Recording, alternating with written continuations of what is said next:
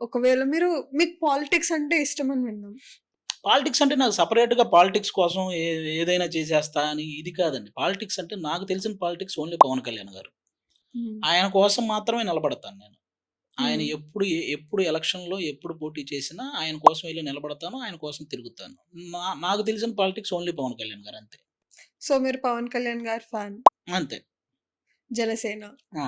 So, ఇప్పటి వరకు మీరు పార్టీ కోసం కానీ, 'పవన్ కళ్యాణ్' గారి కోసం కానీ ఏదో ఒకటి చేసుంటారు కదా! అవును. అలాంటి కొన్ని మూమెంట్స్ మాతో షేర్ చేసుకోవచ్చు కదా! యాహ్! ఏముంది నాకు ఇప్పటికీ నా నేను రణస్థలం సభలో ఎలక్షన్స్‌కి ముందు రణస్థలం దగ్గర సభలో నేను కళ్యాణ్ గారి ముందే ఒక స్పీచ్ ఇవ్వడం జరిగింది. అది ఇప్పటివరకు నేనిచ్చిన ది బెస్ట్ అని నేను అనుకుంటాను. ఎందుకంటే నేను అలా మాట్లాడగలుగుతానని నాకు తెలీదు. ఆ రోజు ఆ సభలో అంతమంది కొన్ని లక్షల మంది జనాలున్నారు. వాళ్ళ ముందు పక్కన పవన్ కళ్యాణ్ గారున్నారు. నేను ఏమాత్రం తడబడకుండా ఒక పర్ఫెక్ట్ స్పీచ్ ఇచ్చానని నేను అనుకుంటున్నాను. అది నాకు చాలా హ్యాపీ అనిపించిన విషయం. ఈవెన్ మంచి పాయింట్లు కూడా మాట్లాడానని ఫీలింగ్.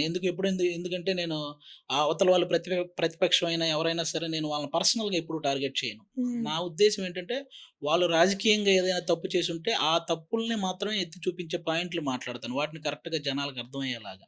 అంతే తప్ప నాకు ఎవరిని పర్సనల్ టార్గెట్ చేయాలన్న ఉద్దేశ్యం నాకెప్పుడూ ఉండదు. ఎందుకంటే పవన్ కళ్యాణ్ గారు చెప్పేదే అది. ఎవరిని పర్సనల్ టార్గెట్ చేయొద్దు. హ్మ్. ఈవెన్ ఆయన్ని ఎవరైనా పర్సనల్ టార్గెట్ చేసినా కానీ, మనం రివర్స్‌లో అలా చేస్తే ఇక మనకి వాళ్ళకి తేడా ఏముంటది అని అంటారు.